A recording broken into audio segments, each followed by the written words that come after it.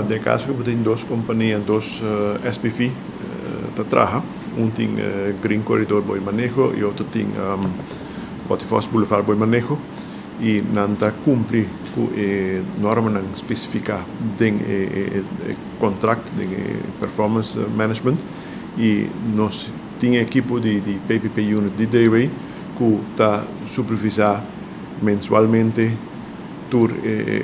quando cumpre com o requisito, e assim que ora entregar na fatura para a beschikbaarheidsvergoeding cada 3 lunas, nós podemos aqui com a performance, não performa, para nós poder aplicar penalty points a budget, que tem nossa atenção devida aqui. No qual caso o Waterfalls especificamente está em certa área que ainda falta para construir e desarrollar?